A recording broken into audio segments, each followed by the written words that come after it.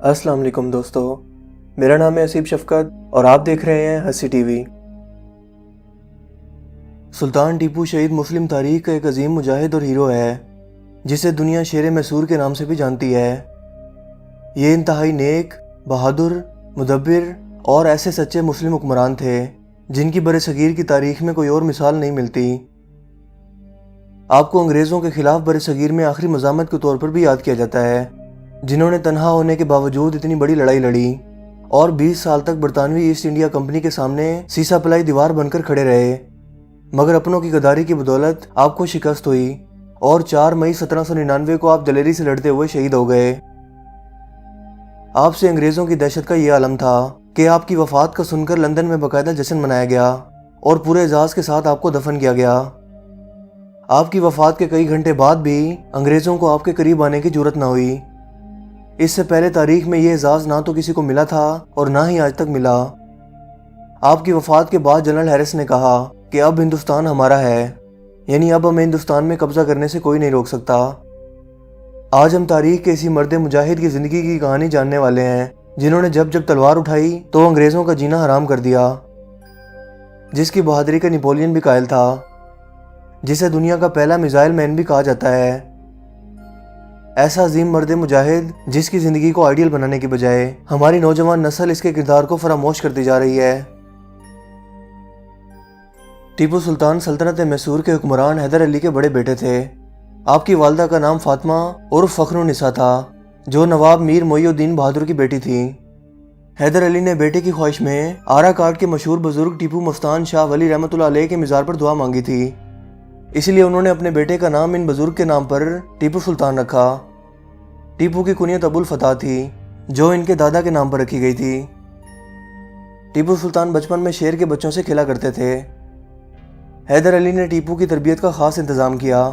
ان کی بہترین تعلیم و تربیت کے لیے نہ صرف حیدرآباد بلکہ دور دراز کے علاقوں سے بھی قابل اساتذہ اور جید علماء کی خدمات حاصل کیں۔ وہ اسلامی علوم کے علاوہ عربی، فارسی، انگریزی، فرانسیسی، تامل اور اردو جیسی زبانوں پر عبور حاصل رکھتے تھے۔ ان علوم کے علاوہ فنون سپاہ گیری، شمشیر زنی، تیر اندازی، نیزہ بازی اور تیراکی وغیرہ میں بھی انہیں خاص مہارت حاصل تھی۔ 1769 میں انگریزوں نے ماہی کی بندرگاہ پر قبضہ کر لیا۔ یہ علاقہ ٹیپو سلطان کے اختیار میں آتا تھا، لہٰذا آپ نے وقتی طور پر اس کا کنٹرول کھو دیا، لیکن آپ کو سکون اور قرار نہیں آیا، لہٰذا آپ جوش سے کھڑے ہوئے اور اپنے والد حیدر علی کے ساتھ مل کر انگریزوں سے بدلہ لینے کی ٹھان لی، اور یوں سیکنڈ اینگلو میسور وار شروع ہوئی، جس میں ٹیپو سلطان نے حیدر علی کے ساتھ مل کر انگریزوں کو دھول چٹا دی۔ آپ انتہائی سمجھدار تھے اور گوریلا وار کے ماہر تھے، یعنی چھپ کر دشمن کو مار گرانا، اور انہیں خبر تک نہیں ہوتی تھی۔ 1780 میں انگریزوں نے پھر سے جنگ شروع کر دی۔ حیدر علی اور ٹیپو سلطان 90,000 فوج لے کر کرناٹک پہنچے۔ کانجی وار میں انگریز کمانڈر ہیکٹر کرنل بیل کا انتظار کر رہا تھا، کیونکہ وہ جنگی ساز و سامان لا رہا تھا۔ ٹیپو سلطان نے اسے راستے میں ہی شکست دے کر قید کر لیا۔ یہ انگریزوں کے لیے ایک بہت بڑا دھچکا تھا، لہذا فوجی امداد نہ پہنچنے پر انگریزوں کو بہت بری طرح شکست ہوئی۔ یہ ٹیپو سلطان کی ذہانت اور حکمت عملی کا نتیجہ تھا۔ 7 دسمبر 1782 کو حیدر علی کا انتقال ہو گیا۔ ٹیپو کی عمر اس وقت صرف 22 سال تھی۔ وہ اس وقت یونان میں تھے۔ والد کی وفات کی خبر آپ کو 11 دسمبر کو مرزا خان کے ہاتھوں ملی۔ 25 دسمبر کو آپ کوہ چکمور میں اپنے والد کے لشکر کے پاس پہنچے۔ یوں 22 سال کی عمر میں ٹیپو کے کندھوں پر میسور کی حکمرانی کا بار آ گیا۔ ٹیپو سلطان کو تخت سنبھالتے ہی بے شمار مشکلات کا سامنا کرنا پڑا۔ انہوں نے اپنی افواج کو مزید منظم کیا اور باقاعدہ فوجی ریجمنٹ بنائی، فوجیوں کی ماہانہ تنخواہیں مقرر کیں۔ ان کی فوج کی تعداد 1 لاکھ کے قریب تھی۔ انگریزوں نے جنرل میتھیوز کی قیادت میں مالابار پر حملہ کر دیا اور حاکم مالابار سے ساز باز کر کے وہاں قبضہ حاصل کر لیا۔ اس کے جواب میں ٹیپو سلطان نے حملہ کر کے بڈنور کو فتح کر لیا اور پھر بنگلور کا محاصرہ کر لیا۔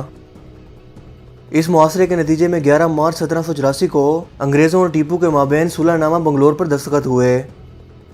یہ وہ پہلا اور آخری موقع تھا جب کوئی ہندوستانی انگریزوں پر اس قدر بھاری پڑا تھا۔ اس معاہدے میں ٹیپو سلطان نے جو شرائط رکھی انگریزوں نے سب مانی۔ 1783 میں ٹیپو نے بادشاہ کا لقب اختیار کیا۔ خطے میں مغل حکمرانوں کی جگہ اپنا نام شامل کرایا۔ آپ نے نئی کرنسی جاری کی۔ मुल्क के इंतज़ामी मामलात दुरुस्त किए, हुकूमत में नया इस्लामी आइन नाफिज किया, सने हिजरी की जगह सने मुहम्मदी जारी किया, महीनों के नए नाम रखे और मुल्क में नई सनतें कायम की। टीपू सुल्तान ने फ़्रांस के जमहूरी दस्तूर से मुतासिर होकर इसका अमली नफाज अपने यहाँ किया और खारजा अमूर के दीगर तमाम इख्तियारात मजलिस वज़रा को सौंप दिए। अदालत के तमाम मामलात इस्लामी कानून के मुताबिक तय पाते थे। टीपू सुल्तान ने मीर सादी को वज़ीर आला मुंतखब किया। 1784 में टीपू सुल्तान ने उस्मान खान को सफ़ीर बनाकर सल्तनत उस्मानिया भेजा।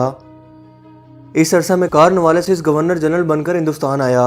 इसने आते ही टीपू से किए गए मुआहदों की खिलाफ वर्जी शुरू कर दी। 1790 में जनरल मेडोज की क़यादत में अंग्रेज़ फ़ौज ने मैसूर पर हमला कर दिया, मगर इन्हें नाकामी हुई। फरवरी 1791 में कार्नवालिस ने खुद अपनी अंग्रेज़ फ़ौज की क़यादत की और मराठों की मदद से फरवरी 1792 में टीपू को दबाकर मसालत पर मजबूर कर दिया। मुस्लिम फ़ौज निज़ाम और हिंदू मराठों ने टीपू सुल्तान को अपने इक़्तिदार की बका के लिए ख़तरा समझा और गद्दारी करके अंग्रेज़ों से हाथ मिला लिया। लिहाजा अंग्रेज़ों ने फरवरी 1792 में निज़ाम और मराठों की मदद से फिर सरंगापट्टम का मुहासरा कर लिया। टीपू के साथ ही मीर सादिक, पूर्निया और कमरुद्दीन अंदर से अंग्रेज़ों से मिल गए। ब्रिटिश फ़ौज के पास इस वक्त 50,000 फ़ौजी थे और टीपू की फ़ौज सिर्फ 30,000 थी। अंग्रेज़ों ने मैसूर की सल्तनत सरंगापट्टम पर हमला कर दिया और किले की दीवार तोड़कर अंदर दाखिल होने लगे। टीपू इस वक्त खाना खा रहे थे। जब इन्हें हमले की खबर मिली तो खाना छोड़ दिया। इस वक्त आपके करीबी लोगों ने मशवरा दिया कि आप खुफिया रास्ते से निकलकर अपनी जान बचा लें, मगर टीपू सुल्तान ने इस दिन ये तारीखी अल्फाज कहे कि शेर की एक दिन की ज़िंदगी गिदड़ की 100 साल ज़िंदगी से बेहतर है। ये कहकर आप जंग में कूद पड़े और यूं 4 मई 1799 को बहादुरी से लड़ते हुए शहीद हो गए। बरतानवी गवर्नर जनरल लॉर्ड वेल्जी ने जब टीपू सुल्तान की शहादत की खबर सुनी तो इसने खुश होकर कहा कि अब हिंदुस्तान हमारा है। अगले रोज़ टीपू सुल्तान को पूरे एजाज़ के साथ दफन किया गया। टीपू सुल्तान की 2 बीवियां और 12 बच्चे थे जिनको हिरासत में ले लिया गया, लेकिन बड़े शहजादे फ़तेह हैदर इस वक्त सरंगापट्टम से बाहर थे, इसलिए वो बच गए। लॉर्ड वेल्जी ने शहजादों को 2,40,000 का वजीफ़ा देकर मैसूर के तख्त पर कदीम राजा लयपालिक के बेटे को बिठा दिया और शाही ख़ानदान कलकत्ता मुंतकिल कर दिया। टीपू सुल्तान वो वाहिद बादशाह थे जिसके दरबार में हर वक्त शेर मौजूद होते थे।